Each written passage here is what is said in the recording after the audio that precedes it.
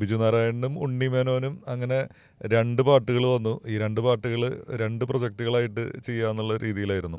ഉണ്ണിമേനോൻ എന്ന ഒരു സിംഗറാണെങ്കിൽ നമ്മൾ വളരെ കുട്ടിക്കാലം തൊട്ട് കേട്ട് ശീലിച്ച കണ്ടുപരിചയിച്ച ഒരാളാണ്. ആളെ കൊണ്ട് നമ്മുടെ ഒരു പ്രൊജക്ട് പാടിപ്പിച്ചെടുക്കുക എന്നുള്ളതൊരു വലിയ ടാസ്ക് ആയിട്ട് ആദ്യം തോന്നിയിരുന്നു.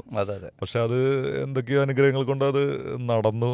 ഞാൻ ഏഷ്യാനെറ്റിൽ അദ്ദേഹത്തിന്റെ കൂടെയൊക്കെ വർക്ക് ചെയ്തിട്ടൊക്കെ ഉണ്ട്. ചില പ്രൊജക്റ്റിലൊക്കെ സ്ക്രിപ്റ്റ് ചെയ്യാനൊക്കെ വന്നിട്ടുണ്ടെങ്കിലും ഇത് അതിനേക്കാളും വ്യത്യസ്തമായിട്ടുള്ളൊരു പരിപാടിയാണല്ലോ. അദ്ദേഹം ചെന്നൈയിൽ നിന്ന് നമ്മുടെ കൊച്ചി സ്റ്റുഡിയോയിൽ വെച്ചിട്ടായിരുന്നു അതിന്റെ റെക്കോർഡിംഗ് ഉണ്ടായിരുന്നത്. അതൊക്കെ ഒരു വലിയ വലിയ ഓർമ്മകളാണ്. പാട്ടിന്റെ ഈണൊക്കെ അദ്ദേഹം പെട്ടെന്ന് പഠിച്ചെടുക്കുന്നു. എനിക്ക് തോന്നുന്നത് ഇങ്ങനത്തെ പാട്ടുകാരൊക്കെ പെട്ടെന്ന് ഈണങ്ങൾ, പക്ഷെ ഇവരൊക്കെ കൊണ്ടുവന്ന് പാടിക്കാൻ പറ്റുക എന്നുള്ളത് എന്തുമാത്രം വലിയ അത്ഭുതമായിട്ടാണ്. നമ്മൾ പിന്നോട്ട് തിരിഞ്ഞു നോക്കുമ്പോൾ ഇതൊക്കെ ഓരോരോ അത്ഭുതങ്ങളല്ലേ. എം ജി ശ്രീകുമാർ നമ്മുടെ അടുത്ത് വന്ന് പാടി പോവാൻ അവർക്കൊന്നും ഇപ്പം അതിന്റെ ആവശ്യമില്ലല്ലോ.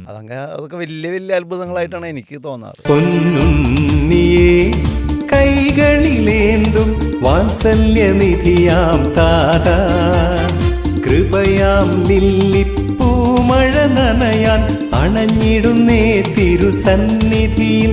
പൊന്നുണ്ണിയേ കൈകളിലേന്തും വാത്സല്യനിധിയാം താതാ, കൃപയാം ലില്ലിപ്പൂമഴ നനയാൻ അണഞ്ഞിടുന്നേ തിരുസന്നിധിയിൽ. പൊന്നുണ്ണിയേ കൈകളിലേന്തും വാത്സല്യനിധിയാം താതാ.